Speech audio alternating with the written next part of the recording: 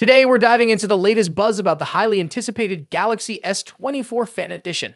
We got some exciting updates, rumors, and speculations to share with you, so let's get started. The Galaxy S24 Fan Edition is expected to launch soon, and we've been seeing its name pop up in various certification and testing documents. Just recently, it appeared in a One UI test build, which suggests it will come with the latest One UI update. Now, this is pretty exciting because it means Samsung is preparing something big for the Fan Edition series.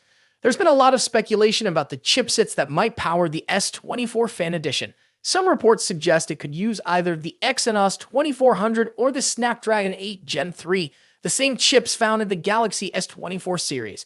However, let's take a moment to analyze this. For the S23 Fan Edition, Samsung opted for older chipsets like the Exynos 2200 and Snapdragon 8 Gen 1 to keep costs down. So it wouldn't make a lot of sense for Samsung to equip the S24 Fan Edition with the latest flagship chips, as it might overshadow the S24 itself. Instead, I think Samsung might go for the Snapdragon 8 Gen 2 for the S24 Fan Edition. This chip is still powerful, yet cost-effective, striking a good balance between performance and price. There's also been talk about a potential Exynos 2400 Plus version for the S24 Fan Edition. Rumors suggest this variant will be more efficient, with improvements in production yields and energy efficiency. Crow, a well-known tech analyst, has mentioned that the Exynos 2400 Plus could be about 5 to 10% more energy efficient. Better production yields means Samsung can produce more chips from a single piece of silicon, ultimately reducing costs. This is crucial for the Galaxy S24 Fan Edition, which aims to offer good performance at a lower price point. Additionally, Samsung might use a packaging method called fan-out wafer-level packaging for the Exynos 2400 Plus. This technique helps the chip manage heat better and improves its multitasking capabilities by keeping it cool. Moving on to the design, the S24 Fan Edition is expected to look similar to the S23 Fan Edition, continuing Samsung's trend of having a consistent design language across its lineup. However, the S23 Fan Edition's design wasn't particularly well received. It was priced like a flagship, but had a mid-range look, which hurt its appeal. For the display, the S24 Fan Edition is likely to have an AMOLED display, probably around 6.4 inches, similar to the S23 and S21 Fan Editions. There are also rumors about a smaller 6.1-inch or a larger 6.7-inch screen option.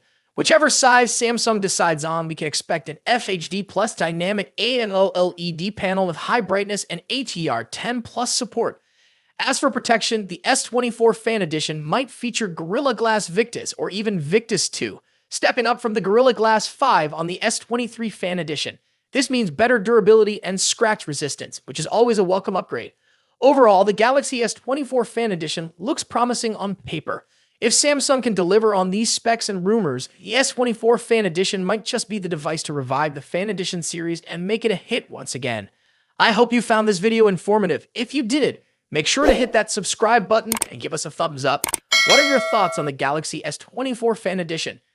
Do you think it will live up to the hype? Let me know in the comments section below.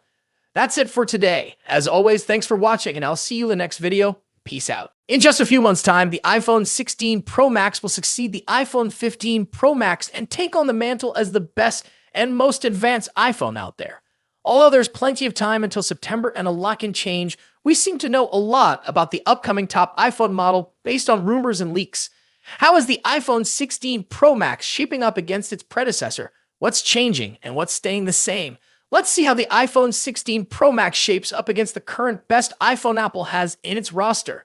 First up, let's talk about design and size. The iPhone 16 Pro Max will inherit the same design language as the iPhone 15 Pro Max, employing the same titanium frame with a completely flat screen. The major difference between the iPhone 16 Pro Max and the iPhone 15 Pro Max will be size. The upcoming iPhone screen will grow to 6.9 inches across, a significant bump over the iPhone 15 Pro Max's 6.7-inch display.